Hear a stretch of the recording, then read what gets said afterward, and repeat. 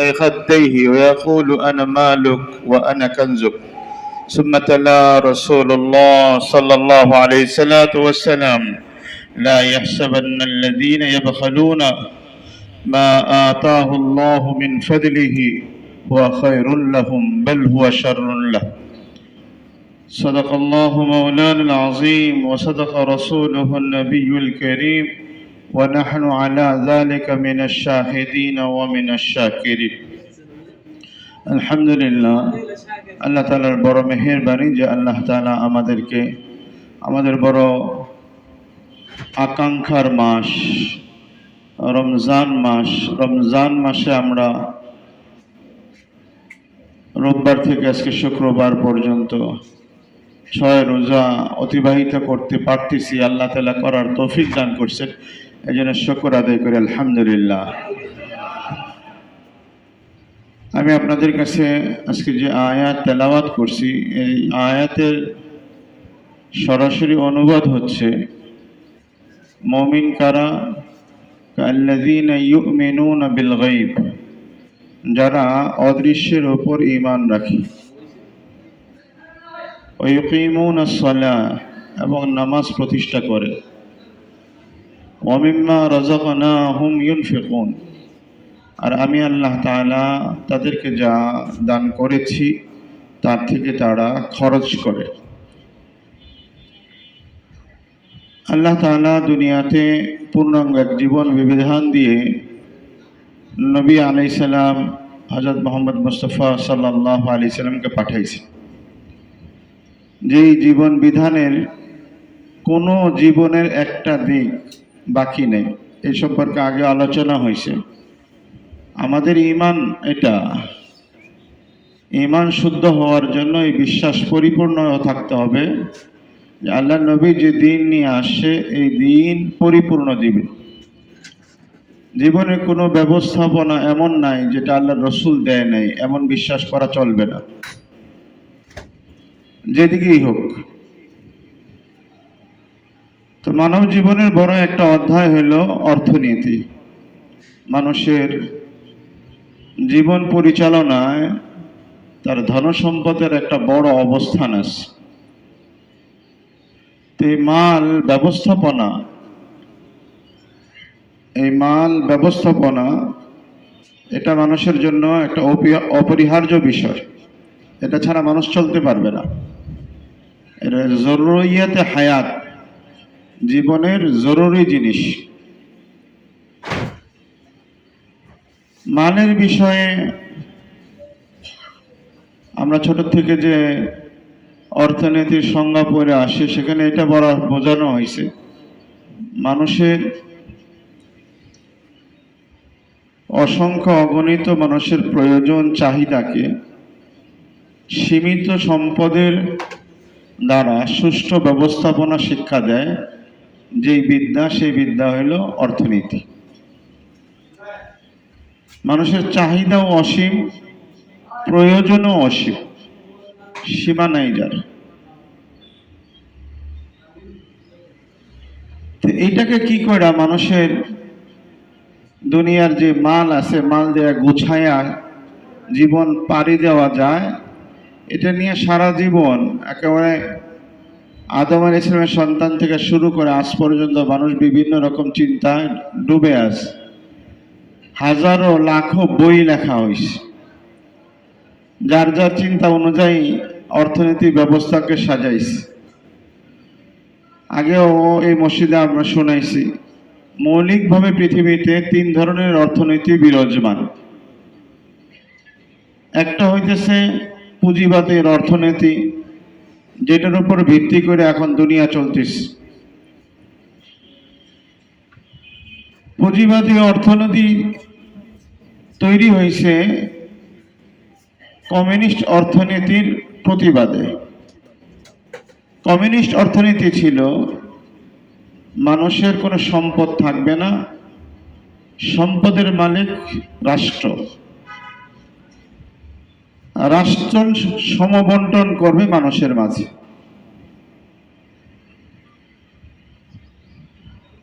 এটা কমিউনিস্টদের প্রধান ইস্যু ছিল অর্থনীতিতে। এই জন্য কমিউনিস্ট দেশে কোনো ফ্যাক্টরি মালিকানা নাই, কোনো জিনিস মালিকানা নাই, সব সরকারের, বাড়ি ঘর পর্যন্ত সরকারের। বাকি সরকার সুষ্ঠু বন্টন করবে, এটা তাদের বিশ্বাস। এটা সম্পর্কে আলোচনা করার ইচ্ছা নাই। এটা যে ভঙ্গুর, এটা দুনিয়া সবাই বুঝতে পারছে।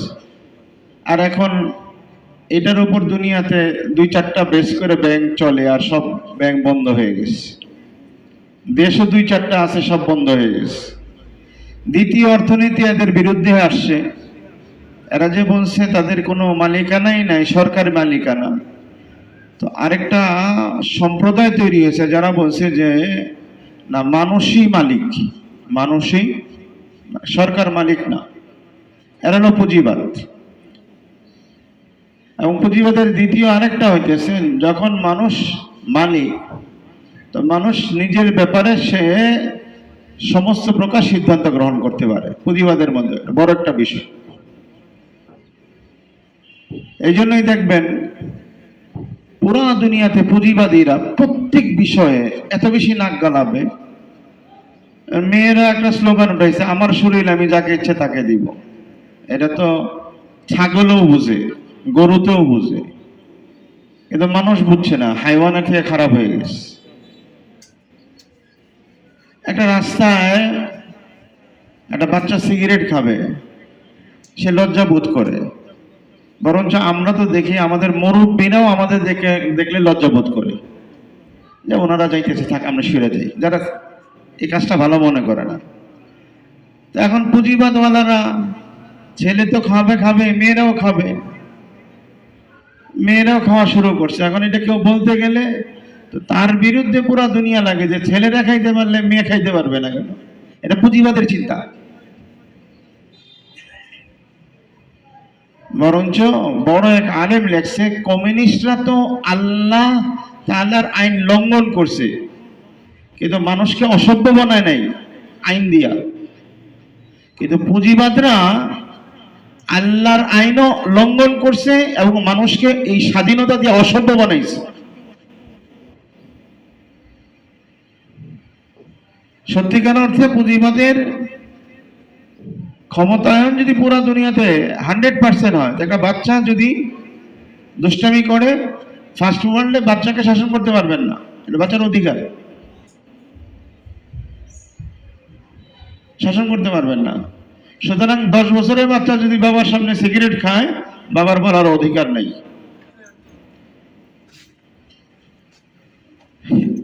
এর বিকল্প এই পুঁজিবাদের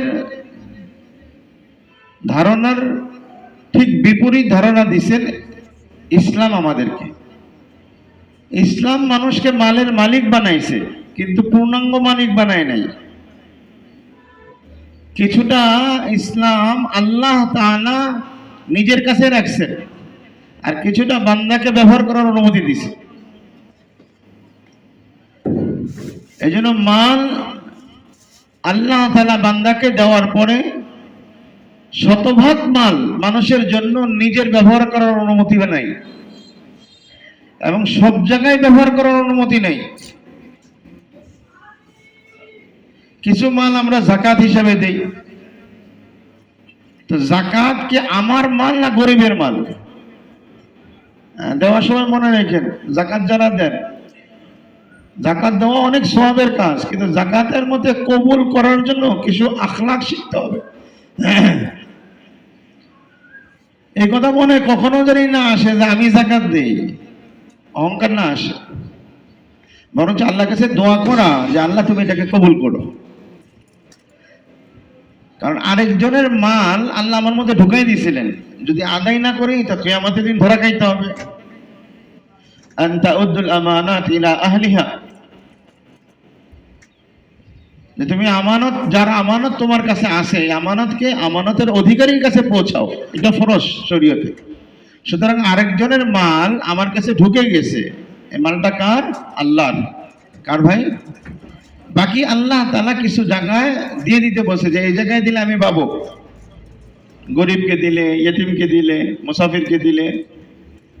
মুআল্লাফাতুল কুলুবকে দিলে, কিছু জায়গা নির্ধারণ করে দিছে আল্লাহ তাআলা যে এখানে দিলে আমি পাওয়া যাব, এটা আল্লাহর ব্যাংক, এদিকে জমা দিলে। শুধু যাকাতে সীমাবদ্ধ না, আমার মালের মধ্যে আল্লাহ আরো বলেন ওয়াফি আমওয়ালিহিম হাক্কুল লিসাইলি ওয়াল মাহরুম। দেখেন যাকাতের জন্য তো একটা বড় সম্পত্তি নিজের কাছে জমা হইতে হয়,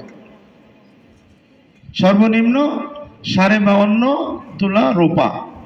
যদি এখন 1200 টাকাও ধরি তবে 52,000 টাকা, আর 52 দুগুণে 12, 62-64 হাজার টাকা হইলে যাকাত হয়।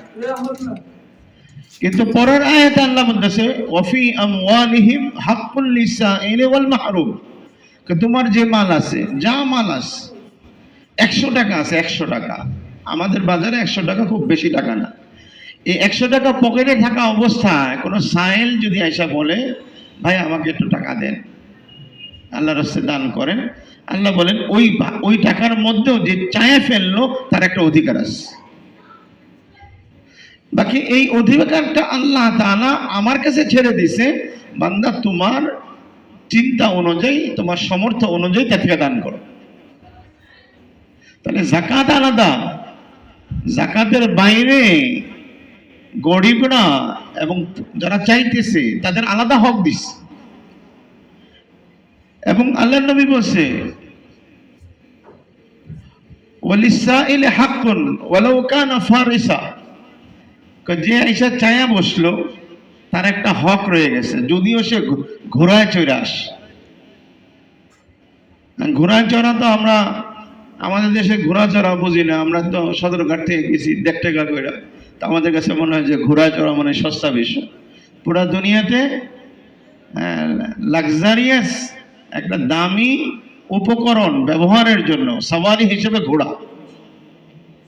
এখন যেমন দামি গাড়ি, এরকম দামি আরোহণের যানবাহন হলো ঘোড়া। অর্থাৎ ঘোড়ায় চড়ে এসে যদি কেউ বলে ভাই 10টা টাকা দেন, হয়তো 10 টাকা আমি না দিলাম সেটা সমস্যা নেই, কিন্তু কিছু দিতে হবে, একটা হক তার এসে গেছে, সেটা আমার সামর্থ্য অনুযায়ী যাব। সে বেশিও চাইতে পারে, কিন্তু আমি আমার সামর্থ্য অনুযায়ী দিব। তাহলে আমার মালের মধ্যে যাকাত ছাড়াও অন্যদের হক আছে। যেমন ফেতরা দেই আমরা, এটা আরেকজনের মাল, আমার মাল না। তাহলে বোঝা গেল অন্য দুই অর্থনীতিওয়ালারা একদল বলে মানুষের মালিকানাই নেই, সরকার মালিক। দ্বিতীয় দল বলে মানুষ এমন মালিক যা ইচ্ছা তাই করতে পারে,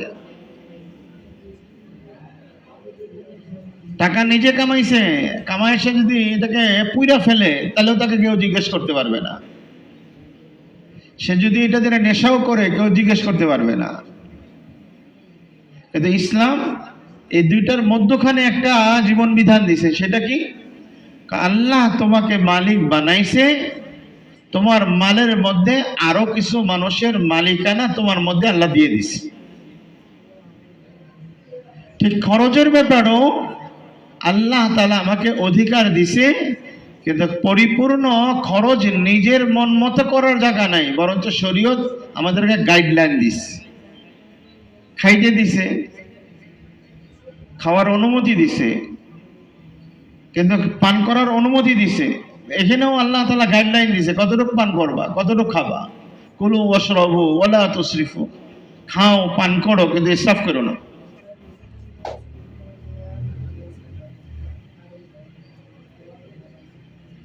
তাহলে আমার মধ্যে যে মাল আসছে, মালিকানা, আমার মালিকানায় যে মাল আসছে, মালটা কি পরিপূর্ণ আমার?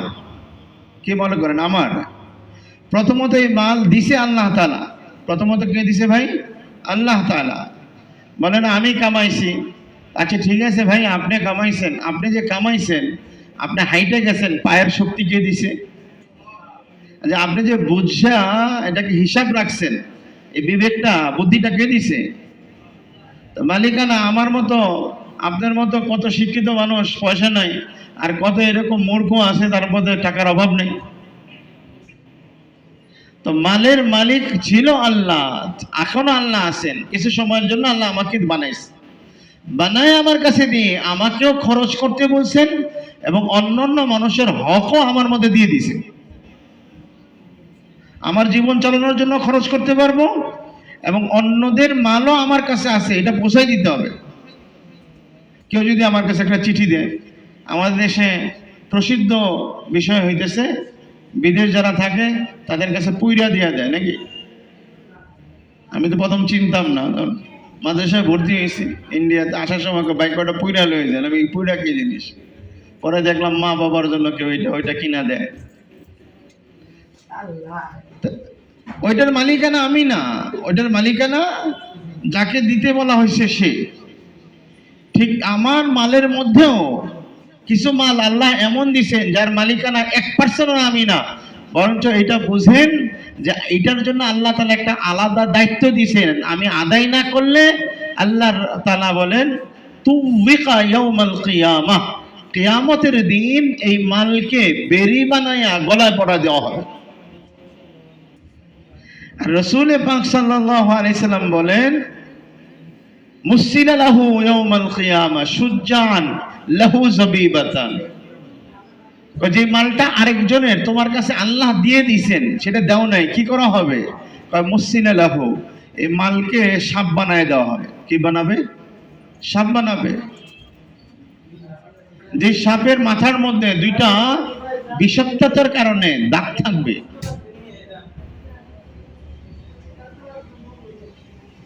মুহাদ্দিসিনরা দেখেন, অসম্ভব কিছু যদি আমাদের শরীরে আইসা যায় তাহলে দেখবেন ওই জিনিসটাকে মানুষ রগড়ায়, ঘষা দেয়। যেমন বেশি চুলকাইতেছে তো আমরা কি করি, ওয়ালের মধ্যে ঘষা দিই। ব্যথা করতেছে তো এরকম করি। সাপের মধ্যে যখন বেশি বিষ আইসা যায় তো ওই সাপ জমিনের মধ্যে মাথা ঘষে, এই জন্য ওই মাথার মধ্যে দাগ পড়ে যায়।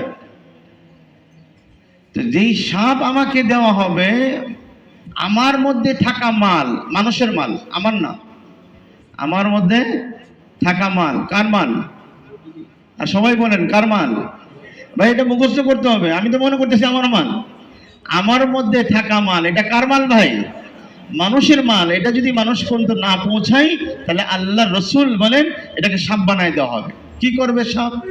ইয়াহকুযু বিল্লাহজামাতাইন, তার দোনো গালকে কামড়ায় ধরবে এই সাপে, আর বলবে আনা মালুক ওয়া আনা কানজুক, এই আমি তোর ওই মাল যেটা তুই আটকায় রাখছিলি,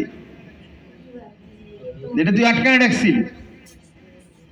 তাহলে অন্যের যে মাল আমার কাছে এসে গেছে, এই মাল আদায়ের ব্যাপারে আমার তো অহংকার করা দূরের কথা, আমার টেনশন হওয়ার কথা। এই মাল যদি না দিতে পারি তাহলে সাপে কামড় দিবে আমাকে। আর আল্লাহ কোরআনে বলছে এটাকে বেরি বানানো হবে জাহান্নামের। পুলিশ যেমন আসলে হ্যান্ডকাপ করে না, হাতের বেরি, তো এরকম এই মাল দিয়ে বেরি বানানো হবে জাহান্নামে। আল্লাহ তাআলা আমাদের সকলকে, এখানে একটা কথা ভাইয়া বলছি আবারও মনে রেখে দেখেন, একটা হলো যাকাতের পরিমাপ, এই মাপের মধ্যে যার আছে তাকে দিতে হবে। আমরা অনেকেই বলি যে ভাই আমার তো নাই, আমি দিব কি করে? এ ব্যাপারে স্পষ্ট জিনিস, যে 10 টাকা থাকলে দান করতে পারে না, সে 10,000 টাকা আসলেও দান করতে পারবে না। আর সে 10 লাখ টাকা আসলেও দিবে না, সে 10 কোটি টাকার মালিক হলেও দিবে না। দেওয়া শিখতে হবে 10 টাকার সময়, 10 টাকার সময়। আমি কোনো একদিন ইশারা করছিলাম এই মসজিদে, যে আমাদের মসজিদে, প্রত্যেক মসজিদে, শুধু এই মসজিদ না, আমরা সবসময় নামাজ পড়ি আলহামদুলিল্লাহ, আল্লাহ তাআলা তৌফিক দান করছেন। তো এই নামাজের মধ্যে মুসলমানদের ফান্ডিং এর দ্বারাই, মুসলমানের দান করাই দ্বারা মসজিদ হয়েছে, ইলেকট্রিসিটি চলতেছে, গরমের সময় এসি চলে, অনেক কিছু চলে। তো তারা, আমি দেই আর না দেই, আমার আমলের থেকে একটা সওয়াব হয়ে যাবে। মান দাল্লা আলা খাইরিন ফাহুয়া কাআমিলিহি। যারা এই ব্যবস্থাপনার জন্য শরিক হয়েছে তারা একটা সওয়াব পেয়ে যাবে। কিন্তু ব্যক্তি আমি, আমার দায়িত্ব কি ছিল? আমার নামাজটা আল্লাহর জন্য শুধুই যেন আমার থেকে হয়। আমার নামাজটা আল্লাহর জন্য যেন শুধুই আমার থেকে হয়, না আমার নামাজ আরেকজন করে দেবে। মালের বিষয় চিন্তা করেন, অন্য বিষয় চিন্তা করেন। ধরেন আল্লাহ তাআলা নামাজ দাঁড়ায় পড়তে বলছে, কিয়াম ফরজ, ছোটকালে পড়ছি না আমরা। কিয়াম মানে দাঁড়ানো। কতটুক দাঁড়ানো? 3 তাসবিহ পরিমাণ, সুবহানাল্লাহ সুবহানাল্লাহ সুবহানাল্লাহ, এই 3 তাসবিহ পরিমাণ দাঁড়ানো ফরজ। এরপরে যদি কেউ না পারে বসে যায়, তাহলে ফরজ আদায় হয়ে যাবে। এখন একজন সে ইচ্ছা করে দাঁড়াইতে পারে, সে 2 সাইডে 2টা বডিগার্ড নিয়ে রাখছে, তার কাঁধের উপরে সে হাত দিয়া দাঁড়ায়। এখন এই দাঁড়ানোকে দাঁড়ানো বলবেন? দাঁড়ানো বলবো না। কেন? তার শক্তি আছে, সমর্থ আছে, তারপরও সে আরেকজনের সাহায্য নিয়ে দাঁড়ায় আছে। ঠিক নামাজটার ব্যয়ও তো আমার উপরে হওয়া চাই। এই যে জুমার দিন বক্স দেওয়া হয়, আমাদের মুরব্বীরা এটা পছন্দ করতেন না, বাধ্য হয়ে চালায়, সেটার বিষয় ভিন্ন। কিন্তু প্রত্যেক মুসল্লির নিজ উদ্যোগ হইতে হবে। আমি যেমন কিয়ামটা আমি করি, সেজদাটা আমি করি, রুকুটা আমি করি, ঠিক আমার নামাজের আরো আনুষঙ্গিক যে ব্যয় আছে, এই ব্যয়টাও আমারটা আমার করা চাই। দুনিয়ার এত ব্যবস্থাপনা আমার দ্বারা হয়। আমি ঘর বানাইতে পারতেছি, আমি রিক্সায় চড়তে পারতেছি, বাজারে গেলে রিক্সা দরকার না? নিষিদ্ধ না, সওয়াবও আছে। সওয়ারি গ্রহণ করার মধ্যে সওয়াবও আছে। এত ব্যবস্থাপনা যদি আমি করতে পারি, তো আমার নামাজের ব্যাপারে কেন আমি এত অবহেলা? 10 টাকা দেই বাইক বেটা, 10 টাকা দাও, আবার খুঁজা বাইক ময়লাটা দেই। 10 টাকা দেই, আবার 10 টাকাও ময়লাটা দেই। কেন এটা হবে? আমি এক ঈদগাহে নামাজ পড়াইতে গেছি, আজকে থেকে হয়তো 19 বছর আগে। আমারে বলছে 7:30, আমি বলছি 7:30টায় নামাজ। তো নামাজে যায় দেখি 10টার সময় মাইকে ডাকতেছে, তাড়াতাড়ি আসেন জামাত হইব।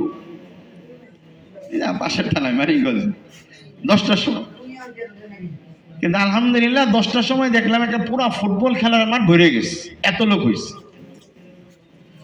আমাকে সবাই বলতেছে, ভাই এটা আসলে খেলার মাঠ, যদি কেউ একটা জমি দেয় আপনি যদি বলতেন, কারণ দাদার চলাচল তো দিকে বেশি, একবারই নামাজ পড়াইতে গেছে, তাহলে আমাদের জন্য ভালো হইতো। তো ওই দিন আমি বলছিলাম এই কথা, যে এটা মনে করেন আমি যে নামাজ পড়তেছি, আমার নামাজের জায়গা, আমি এটা খরচ ব্যয় ধীরে ধীরে, যারা ধনী তারা একবারে দিব, যারা না পারি জীবনে আস্তে আস্তে আস্তে আস্তে 20 টাকা 50 টাকা করে দিয়ে আমার নামাজের জন্য যে ব্যবস্থা বানানো হয়, আমি কাজবো কেন? আমার নামাজটা আল্লাহর কাছে আমার পেশ করতে হবে।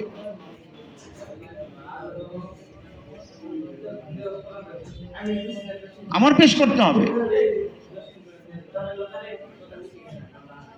শুধু নামাজের ক্ষেত্রে না। আল্লাহ, প্রত্যেক আমলই মানুষের নিজের আমল নিজের করতে হয়। এমনকি মানুষ একদম একদম সাধারণ কাজটাও আরেকজন করে না, নিজেরটা নিজে করতে হয়। তা আল্লাহকে যে জিনিস আমি পেশ করব, এই পেশ করাটা কেন আমি আরেকজনের মুখাপেক্ষি হব? কিতাব খুলে দেখেন, ওযু বড় আমল না? আলহামদুলিল্লাহ, আল্লাহ তাআলা ওযুকে নামাজের চাবি বলছে, আল্লাহ রাসূল। আর নামাজ জান্নাতের চাবি। তাহলে বুঝেন ওযুটা কত বড়। এই ওযুটার সৌন্দর্যের জন্য যেমন সুন্নত মানা চাই, এরকম ওযুর মধ্যে কিছু মাকরুহ অপছন্দনীয় জিনিস আছে, এগুলি ছাড়া চাই। বড় বড় উলামায়ে কেরামের কিতাব খুলে দেখেন, ওখানে লেখা আছে ওযুতে আরেকজনের সাহায্য না নেওয়া। কি না নেওয়া ভাই? ওযুতে অপারগতা ছাড়া। অপারগতা মানে একজন মানুষ মুরব্বী হয়ে গেছে, কোমর বেঁকা করতে পারে না, হইতেই পারে, আর কোমর বাঁকা না হইলে পানি নেওয়া যাইতেছে না, সে নিতে পারবে। অথবা অসুস্থ মানুষ বিছনায় পড়ে আছে, তার জন্য বাথরুমে যাওয়া সম্ভব না, তো কেউ আইনা হয়তো বালতিতে করে ওযু করায় দিল, সেটার মাসলা ভিন্ন। সচরাচর আমরা যারা আছি আমাদের জন্য ওযুর মধ্যে অন্যের সাহায্য নেওয়া এটা মাকরুহ, পছন্দ করেন না আল্লাহ তাআলা। তো ওযুর মধ্যে যে লোকটা পানি আগায় দিল সে পানির মালিক না, শুধু আগায় দিবে, এটাও আল্লাহ পছন্দ করে না। তা আপনি নামাজ পড়তেছেন, কারেন্ট বিলটা আরেকজন দিবে, এটা আল্লাহ পছন্দ করবে? বুঝেন নাই কথা আমার? আমি নামাজ পড়তেছি, আমার কারেন্ট বিলটা আরেকজন দিবে, এটা আল্লাহ পছন্দ করবে না? আল্লাহ পছন্দ করবে না। সবাই শরীয়ত বুঝে দেখেন, আমার সামর্থ্য অনুযায়ী আমি চেষ্টা করব, এটা আল্লাহ বলে নাই যে তুমি ঋণ করে হইলো 200 টাকা দিও, এটা আল্লাহ বলে নাই। আমার 10 টাকা সামর্থ্য আছে, আমি 10 টাকা দিব। আমার 5 টাকা সামর্থ্য আছে, আমি 5 টাকা দিব। আমার 1 টাকা সামর্থ্য আছে, আমি 1 টাকা দিব। কিন্তু চেষ্টা করতে থাকবো যেন আমার জীবন ধারণের সমস্ত ব্যবস্থাপনা যেমন আমি করি, আমার আল্লাহকে দেওয়া যে হাদিয়াগুলো এগুলো যেন আমার মাধ্যমে হয়। আল্লাহ তাআলা তৌফিক দান করেন। তাহলে অর্থের একটা বড় বিষয় রয়েছে সব জায়গায়। এখন আসেন আমাদের প্রথম কথার মধ্যে, আমি বলতেছিলাম আপনাদের কাছে যে মানুষের অসীম চাহিদা, ইসলামী অর্থনীতির দ্বিতীয় দিক বোঝার জন্য আজকে আসে। এগুলোর আলোচনা আমরা প্রায় প্রতি বছরই করা হয়।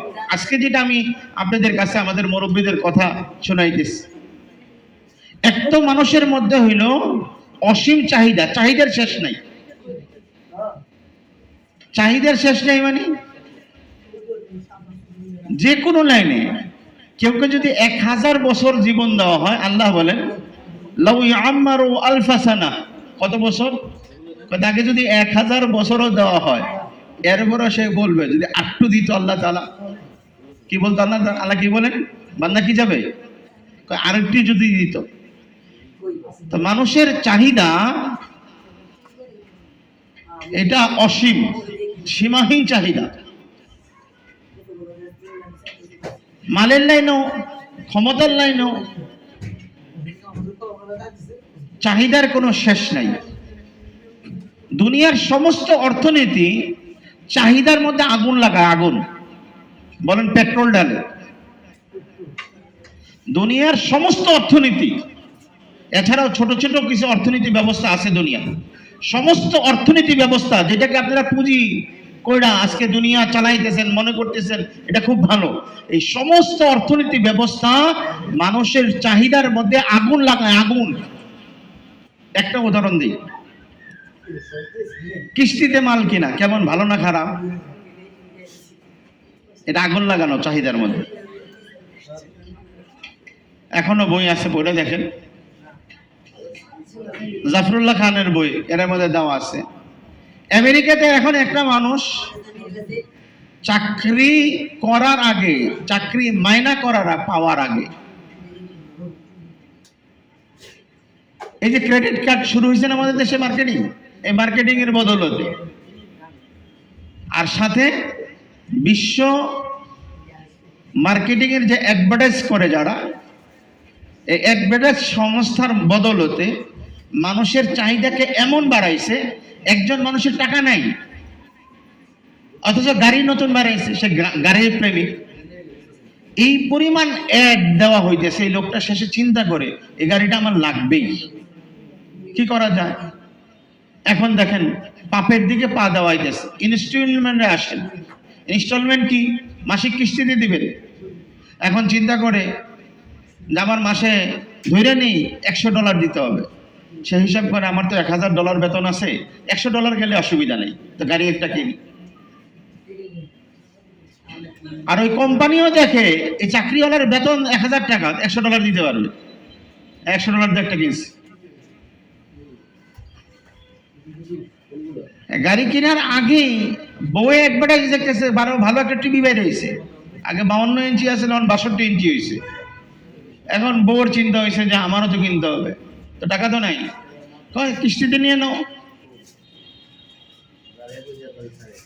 বিশ্বাস করেন, কিস্তি ব্যবস্থা মানুষের চাহিদা যেটা শেষ নাই, এই চাহিদা মেটানোর জন্য নয়, চাহিদার মধ্যে আগুন দেওয়ার জন্য।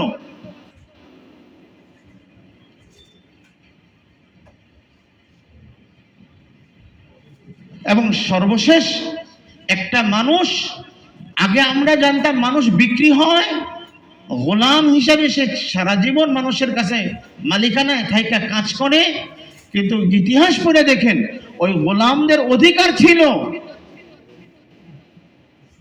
গোলামদের অধিকার ছিল। কিন্তু নব্য কৃতদাস প্রথার মধ্যে মানুষ যখন বিক্রি হয়ে যায়, তো পোড়াইসা তার থাকার কাপড়টা খুলে নিয়ে যায়, ঘরের চাল খুলে নিয়ে যায়, ঘরে বাঁধা বিবিকে আমি কর্জ করছি, এই কর্জের কোন আইনে আমার বিবিকে আপনি কেস করে অ্যারেস্ট করাইতে পারবেন বলেন? আপনি কোন সভ্যতার এই আইন? বরঞ্চ এই নব্য গোলামি, যেটাকে আমরা ধীরে ধীরে গ্রহণ করতেছি, হারাম আর সুদের মধ্যে আমাকে ফেলানো হইতেছে, এটা এই জন্য যে ইসলামী অর্থনীতি ব্যবস্থা আমরা ছেড়ে আমরা ওই পুঁজিবাদ অর্থনীতির মধ্যে যাইতেছি। চাহিদা শেষ করার না। এই জন্য রসুল পাক সাল্লাল্লাহু আলাইহি সাল্লাম, আল্লাহ তাআলা রসুল পাক সাল্লাল্লাহু আলাইহি সাল্লামের মাধ্যমে, ইসলামী অর্থনীতির মাধ্যমে মানুষকে চাহিদা মেটানোর ব্যবস্থা দিয়েছে। চাহিদা মেটানোর ব্যবস্থা মানে, চাহিদা মেটানোর ব্যবস্থা দুইটা, ধরুনটা শিখেন। ছোটকালে দেখছি, আমি তো কোনোদিন মাছ মারতে পারতাম না, আর কোনোদিন যদি পাচ্ছিও পাই নাই, কিন্তু যারা মাছ মারছে তাদের দেখছি বোয়াল মাছ ধরার জন্য এত বড় একটা টাকি মাছ, শৈল মাছের বাচ্চা অর্ধেক, এটা বাইন্দাই দিয়েছে, লড়তে থাকতো খালের মধ্যে, দেখতাম। তা আমার কাছে মনে হইতো যে আমি শিকারি না, ওই টাকি মাছই তো ধরতে পারি না, এটা ধরা পারলেই তো আমার আজকে দিন চলে যাইব, টাকি মাছ ধরছি একটা। কিন্তু যে বোয়াল মাছ শিকারি, সে ওই টাকি মাছটা বাইনা রাখছে কেন? সে বোয়াল মাছ পাবে, টাকি মাছের ত্যাগ দিতেছে সে। আল্লাহ তাআলা দুনিয়ার तमाम মুসলমানকে কথা শিখাইতেছে, না না না, দুনিয়াতে তুমি ত্যাগ শিখো, ছোটটা দেওয়া শিখো। কি হবে? তো তোমাদের জন্য যে চাহিদা আছে, ওয়ালাকুম ফিহা মা তাশতাহি আনফুসুকুম ওয়ালাকুম ফিহা মা তাদউন, তোমাদের মনের যত রকম চাহিদা আছে, ঠোঁটের না, অনেক জিনিস মনে আসে ঠোঁটে আসে না। আল্লাহ বলেন মনে যা আসে সমস্ত চাহিদাকে পুরা করা হবে, শুধু কাজ একটাই, ওই ছোটকালের মাছের শিকারীর মতো চিন্তা করেন। শিকারী যেমন ছোট মাছকে কুরবানি করে, কেন? বড় মাছ পাবো। মুমিনের দুনিয়াতে জীবন ব্যবস্থার অর্থনীতি আল্লাহর অর্থনীতি অনুযায়ী চালাবেন, কি হবে? জান্নাতে আপনার এমন কিছু নাই যেটা মন চাবে আপনাকে দেওয়া হবে না ইনশাআল্লাহ। মনকে লাগাম লাগাই দিছে আল্লাহ তাআলা।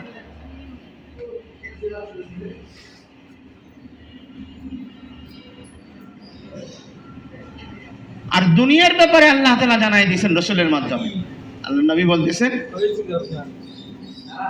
লাউ কানা ওয়াদিয়ান লিবনি আদম, যদি দুনিয়াতে দুইটা উপত্যকা হয়, দুই দুনিয়া স্বর্ণের উপত্যকা হয়, কার? মানুষের। মানুষের মন ভরবে না। তো মন ভরবে একটা কাজে, কিসে? মুখের মধ্যে যখন মাটি যাবে, মুখে মাটি যাওয়া বুঝেন? মারা যাওয়া, দুনিয়া থেকে চলে যাওয়া। তাহলে দুনিয়া আমার চাহিদা পূরণ হওয়ার জায়গা না, আখেরাত আমার মনের চাহিদা পুরা করা হবে, এটা অর্থনীতি। এখন দুনিয়াতে কি করবেন?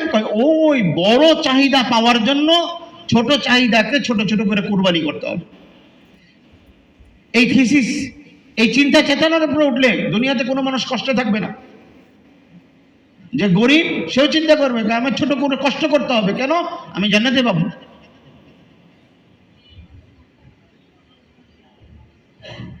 আর যখন মানুষ এটা করতে পারবে না, তো সে দুনিয়াতে ফকির হবে, দুনিয়াতে ফকির হবে। কালকে রাতের কথা বলি, আল্লাহ তাআলা আমাদেরকে মাফ করেন। কালকে একটা বড় এশার নামাজ পড়ছি, এশা তারাবি ছিল, তারাবিতে লম্বা তারাবি আমাদের হজরতের খানকা 4 পারা পড়ছে। তা আমি নামাজের পরে চিন্তা করছি যে কোনো আজকে মিটিংয়ে নেই, আজকে আস্তে করে শুয়ে পড়ো। বিছানায় শুয়েছি, কিছুক্ষণ পরে নিচের থেকে সালাম আসে যে অফিসে, খানকার অফিসে আসেন, মিটিং আছে। যাই দেখি দেশের বড়রা অনেক, একেবারে জাতীয় পর্যায়ের 5-7 জন মুরব্বী, আলেম না, দুনিয়াদার, রাজনীতিবিদারা হজরতের সাথে দেখা করতে গেছে। তার কথায় কথায় হঠাৎ করে কথা উঠছে যে ভারতে বাংলাদেশের মাত্র বিগত সরকারের 7,000 কর্মী আছে। কত হাজার? এখানে সুবহানাল্লাহ করেন না ভাই, এটা তো দিনের কিছু না। এর মধ্যে একজন আসছে দুনিয়াদার, যে তার আত্মীয় ক্যালকাটা চলে গেছে, কিন্তু তার ক্যালকাটা পাসপোর্টে সিল নাই, এই জন্য আমেরিকা যেতে পারতেছে না। এখন এটা কোনো সিস্টেম করে দেওয়া যায় কিনা? এইটুক শোনাইছি কেন, পরেরটা আমার দরকার। কি হয় না, মন ভরবে না। হঠাৎ করে আমার জানাও ছিল না, এক মন্ত্রী চলে গেছে। সে মন্ত্রী যাওয়ার সময় মাত্র 200 কোটি টাকা দিয়ে গেছে। কত কোটি টাকা দিয়ে? 200 কোটি দিয়া বাংলাদেশ থেকে সেফ এক্সিট নিছে। এখন বলেন কে দিছে, কেমনে গেছে, আমার দরকার, এটা আমার দরকার নাই। এই লোকটার টাকা কামানোর কি দরকার ছিল যে বাংলাদেশ থেকে বাইরে হইতে 200 কোটি টাকা দরকার আমার? এজন্য तमाम উলামায়ে কেরাম কিতাবের মধ্যে এক কথা লিখছে, দুনিয়াতে শান্তি চান, যে কোনো লাইনের সম্মান চান, তাহলে একটা কথা শিখেন, বাস। কি শিখেন? বাস বুঝেন নাই? রাস্তায় চলে যেটা, এটা না। ক্ষমতা আসে, বাস শিখেন। আমার আরো এক ট্রাম থাকতে হবে, চিন্তা করেন না। মাল আছে, আমার আরো মাল কামাইতে হবে, চিন্তা করেন না। বাস এখানেই। এরপরে যদি আল্লাহ দেয় আলহামদুলিল্লাহ, মেহনত করব। মেহনত করা নিষেধ নাই শরীয়তে, যে কোনো বিষয়ে মেহনত নিষেধ নাই, কিন্তু দিলের মধ্যে ওই আকাঙ্ক্ষা ভয় না, অন্য সব ছেড়ে দেওয়া, এটা নিষেধ।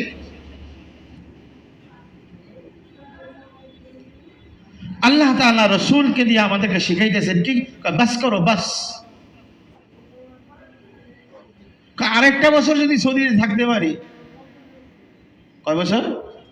আরেকটা বছর। এরম করতে করতে আমার এলাকার এক ভাইয়ের সাথে তায়েফে দেখা।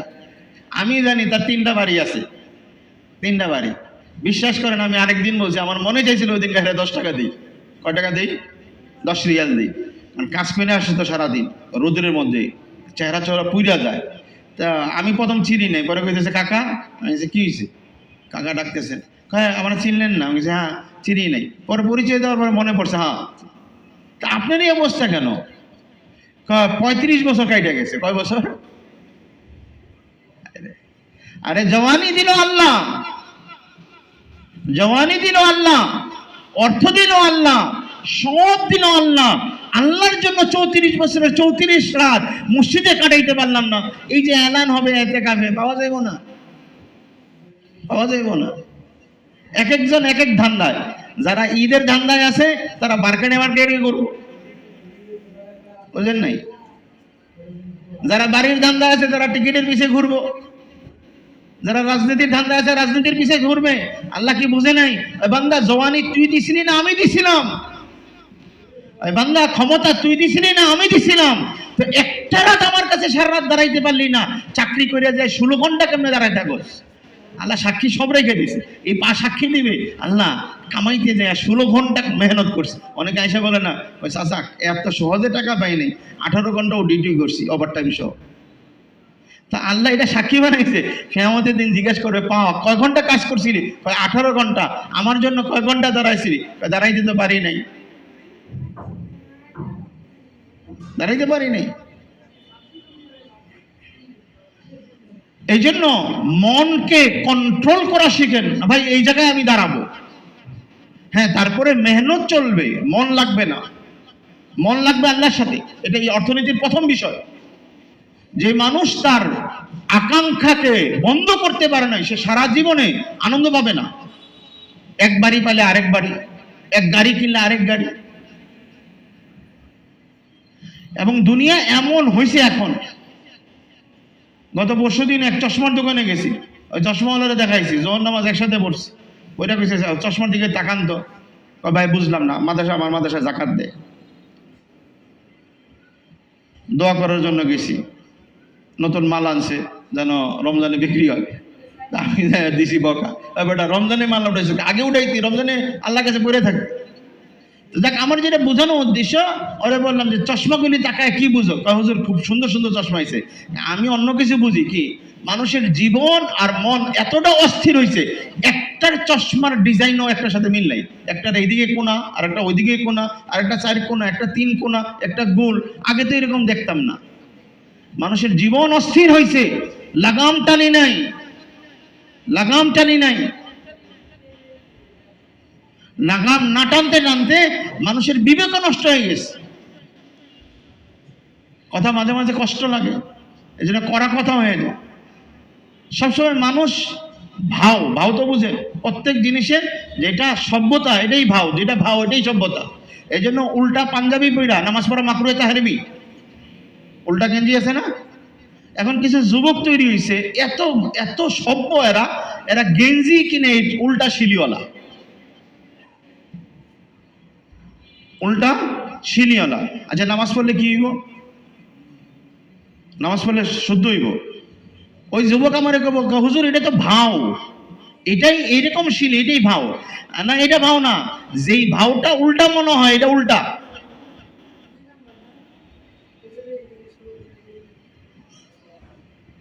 গত পরশুদিন পেপার পত্রিকায় দেখতেছিলাম, একজন বাড়ি বানাইছে চায়নাতে। বাড়ি বানাইছে কি, বাড়িতে দুনিয়াতে সবাই দাঁড়ানো বানায়, উনি বাড়ি বানাইছে ভাঙ্গা পড়তেছে। কেন? মনকে কন্ট্রোল করি নেই আমরা। আপনি এটা চিন্তা করেন, আল্লাহ নবী বলছেন এই মন কন্ট্রোল হওয়ার না ভাই। কেন? এটাও আবার বুঝেন, তাফসীরে আসছে আল্লাহ যে জান্নাত দিবে কয় দুনিয়ার সমান? 10 দুনিয়ার সমান। ওই 10 দুনিয়া যখন গ্রহণ করতে পারি এরকম একটা মন বানাইছে আল্লাহ তাআলা, কারণ মন দ্বিতীয়বার বানাবে না। মজা উঠাইতে চান তো মজা, মজা জান্নাতের মজা উঠান। কারণ ছোট মনওয়ালা মানুষ অনেক সময় বড় জিনিস পাইলে মারা যায় অ্যাক্সিডেন্টলি, স্ট্রোক করে। একজন হঠাৎ 2 কোটি টাকার লটারি পাইছে, সে হঠাৎ বেহুশ হয়ে গেছে। কেন? তার মন সেটাকে গ্রহণ করতে পারে নাই। তো জান্নাতে আল্লাহ কি দিবে এটা তো আমি আর চিন্তাই করি নাই, স্বপ্নই করি নাই, দেখি নাই। 10 দুনিয়ার সমান যদি জান্নাত হয় ছোট মুমিনের, এখন ওই জান্নাত তো খালি নাই। জান্নাতের বাড়ি তো স্বর্ণ রূপার হবে। আমি আর আপনি যায় তো ওখানে সব টাসকা লেগে বয়ে পড়ুক, টাসকা বুঝেন তো, একদম বেহুশ হয়ে যাব, তো জান্নাতের মজাই উঠবে না। এই জন্য আল্লাহ প্রত্যেক মুমিনের রূহকে, আত্মাকে এত সবল বানাইছে যে 1 দুনিয়া 2 দুনিয়া দিয়ে ভরবে না। সুতরাং এই নফসকে, এই আত্মাকে দুনিয়ার সাথে লাগানোই যাবে না, লাগাইলে তৃপ্ত হব না। এটা হলো অর্থনীতির প্রথম বিষয়। প্রত্যেক জিনিসে বাস করা শিখে, নাহলে কি হবে? খালি আরো চাই, আরো চাই, আরো চাই, এই আসে। 2 নম্বর জিনিস, পুরা পৃথিবীতে অর্থনীতির সিস্টেম হইতেছে ঘোড়ার উপর। ঘোড়া, ঘোড়া বোঝেন তো? ব্যবসায়ীরা আমার টার্ন ওভার সারা বছর একজনকে দিছি, আরেকজন থেকে নিছি, লেনদেন। রাসূল সাল্লাল্লাহু আলাইহি ওয়াসাল্লাম আজীব এক ইশারা করছেন, এতিমদের মাল বসে থাকে না, এতিমদের মাল, ছোট বাচ্চা যে এতিম, সে বাবার থেকে কিছু পাইছে, মার থেকে কিছু পাইছে। এখন এই বাচ্চার মাল যদি ঘরে পড়া থাকে, মাল কি হবে? আল্লাহ নবী বলেন লা ইয়াকুলুল আমওয়ালাল ইয়াতামা, এই জমানার চলে যাওয়া ইয়েতিমের মালকে যেন খায় না ফেলে। কারণ প্রতিদিনই তো তার জন্য খরচ আছে, লেখাপড়ার খরচ, কাপড় চোপড়ের খরচ। এখন মাল যদি বাড়ানোর তাকিদ না হয়, শুধু খরচ করা হয়, তাহলে মাল তো খায় ফেলবে। নবী বললেন ইয়েতিমের মাল যেন এরকম খায় না ফেলে, তার মানে কি? এটাকে সারা বছর ঘুরাইতে হবে। আল্লাহ তাআলা মুমিনের মালের ব্যবস্থাপনার মধ্যে আজীব এক ব্যবস্থা রাখছে, মাল আসবে আর যাবে।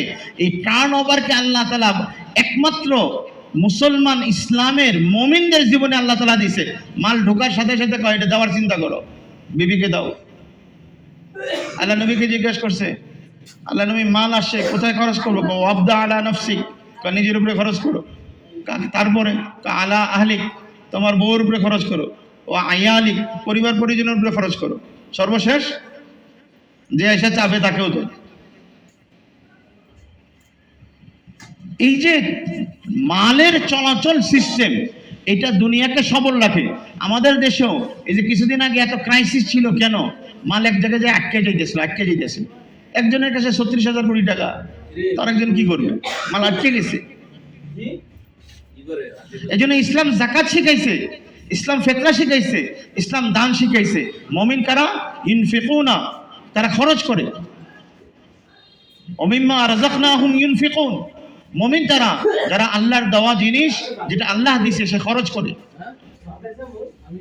পুরা দুনিয়া চলে এই ব্যবসার এই সিস্টেমের উপর। আমি যদি কলসির মধ্যে মাল ভরে রাখি, লেখা রাখেন আগামী প্রজন্ম গরিব হবে। আমরা চাই সবাই ধনী হোক। আচ্ছা একটা বুঝেন, খুব সহজ রাস্তা। যাকাত কত পার্সেন্ট? 2.5%।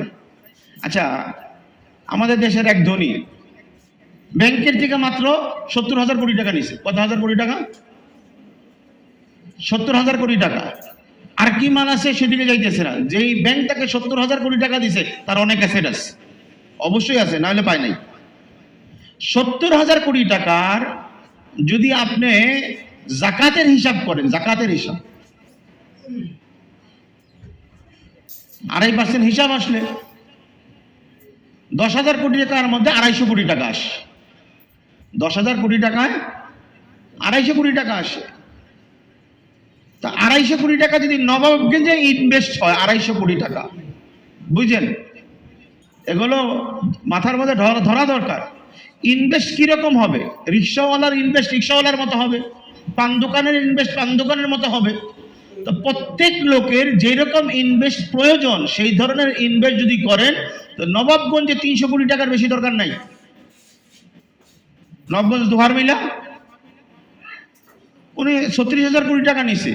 36,000 কোটি টাকার যাকাত আসে 750 কোটি টাকা। 750 কোটি টাকা যদি 1 বছর যাকাত দিতেন তিনি, তাহলে নবাবগঞ্জে একটাও গরিব থাকতো না, একটাও গরিব থাকতো না। এই জন্য নিয়ত করেন, আল্লাহ তাআলা যে জীবন ব্যবস্থা আমাকে দিছে, মনে রেখেন এটা আমার জন্য, আমার সন্তানের জন্য, আমার পরিবারের জন্য, আমার সমাজের জন্য, আমার দেশের জন্য ভালো। কিন্তু আফসোস এইটা আমরা বুঝতে পারতেছি না। আমরা আগেই টাকা আসলেই প্রথম চিন্তা করে কিছু ইন্স্যুরেন্স করা যায় কিনা। কেন? ইন্স্যুরেন্সের দ্বারা টাকা থাকবে না, এটা চুররা শিখাইছে। এই চুররা 30,000 কোটি টাকা পাইছে কেন? ব্যাংকে জমা আসিল দেখা। যদি এটা কাজে লাগতো তাহলে চুররা নিতে পারতো না। এই চুররা বুদ্ধি দিছে, আপনারা বুঝেন নাই। এই ইন্স্যুরেন্সের বুদ্ধি এই চুররা দিছে। আর মুসলমান, আরে আল্লাহ তোমাদেরকে জান্নাত বানায় রাখছে, এমন এক অ্যাকাউন্ট দিয়ে রাখছে যে অ্যাকাউন্ট চুরি হবে না। সেই অ্যাকাউন্টে জমা না রেখে ইন্স্যুরেন্স বুদ্ধি দিছে কি?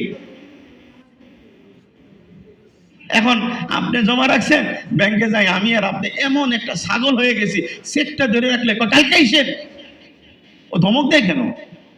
বুঝেন না? প্রত্যেক ব্যাংকে যায় দেখেন কালকে আইসেন, আর কালকে আসেন, টাকা আমার রাখলাম, আমি কামাইলাম, আমি, তুমি আমার বেতন খাও, আর ধমক দেয় আমারে। এই অর্থনীতি আমাদেরকে এটা শিখেছে। এই জন্য ইসলামী অর্থনীতিকে বুঝেন, ভালো করে বুঝেন। একজন মানুষ যদি যাকাত দিত নবগঞ্জের দোহারে, একজন মানুষ যদি যাকাত দিত, তাহলে নবগঞ্জ দোহারে গরিব থাকতো না। নবগঞ্জ দোহারে কি একজনই বড় লোক? না, আরো আছে। এটাই হইতেছে সিস্টেম। দুনিয়াতে টাকা পয়সার চলন থাকতে হবে, এটাই ব্যবসার মূল কথা। আল্লাহ তাআলা আমাদেরকে বোঝার তৌফিক দান করেন। এই জন্য আল্লাহ কি বলছেন? ওয়াফি আমওয়ালিহিম হাক্কুল লিসাইলি ওয়াল মাহরুম। আমাদের 25-এর বয়ান ছেড়ে দেই, কিন্তু ওই হুজুরে বয়ান করে এসে নামাজের পরে বয়ান ধরবে। এই জন্য 5 মিনিট গত সপ্তাহে এলান করছিলাম যে জুমায় 5 মিনিট করে, এই রমজান বেশি হবে 30-এ। তো আল্লাহ তাআলা কি বলছেন? তোমরা মাল মানুষের মধ্যে থেকে, নিজের মধ্যে থেকে লেনদেন করতে থাকো, দাও নাও। এখানে দেওয়ার কথা, আরেক জায়গায় আছে নেওয়ার কথা। যখন এই টার্ন ওভার থাকবে, জগতের ব্যবসা টিকা থাকবে, গরিব মানুষ থেকে দুনিয়া চলিয়া বড়লোক হবে, বড়লোক মানুষ আরো বড়লোক হবে, আর মানুষের মধ্যে সম্মতও ফিরবে। কিন্তু যখন ইসলামের বাইরে পুঁজিবাদে যাবেন, তো আপনার মাল চুরি করে নেবে। ওই চুররা রাত্রে সিংকাইটা কোনো ক্ষতি করে নাই, একজন মানুষ পুরা নবগঞ্জকে গরিব বানাই দিস। এটা ভালো করে বুঝেন। যদি চান তাহলে এখনো ইসলামী অর্থনীতিতে ফিরে আসেন। প্রথম বলবেন যে হুজুর ইসলামী অর্থনীতি কে চালাবে? সরকার তো নাই। আমরা তো সেই দাওয়াতও দেই, সরকার গঠন করেন ইসলামিক সরকার।